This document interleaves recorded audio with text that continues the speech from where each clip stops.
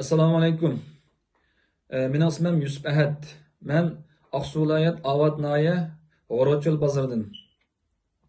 Men bugun uzundan buyon xabarni ala olmayotgan oilam va ayolimning oilasidagilar haqida guvohlik bermoqchi.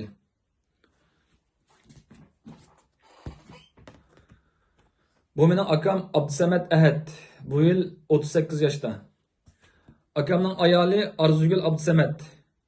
Bularning turishlik o'rni Aqsu viloyat Avat nahiya G'orochil bozori Shikakko'l aholilar komiteti 52-numur.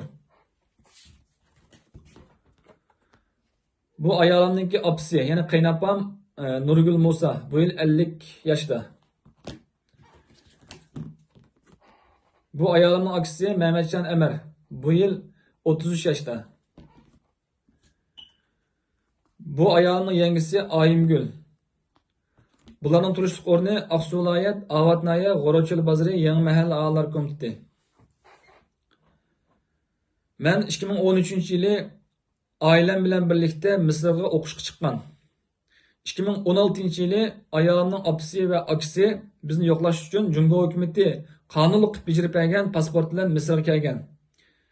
Misrga kelib bir necha haftadan keyin qaytib ketgan. Keyin bizning oilamiz bilan bo'lgan aloqamiz butunlay uzilgan.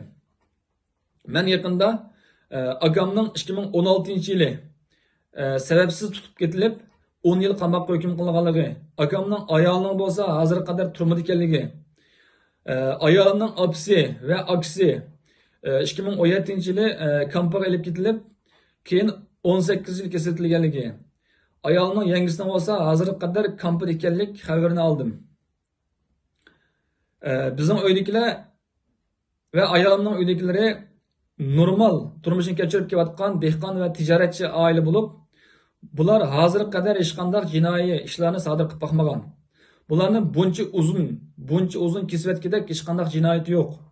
Men butun dunyodagi demokratiya va inson huquqini qo'g'daydigan lider va tashkilotlardan oilamdagilar uchirgan tengsizlikka qarata ularning qutulib chiqish uchun yordamda bo'lishini talab qilaman.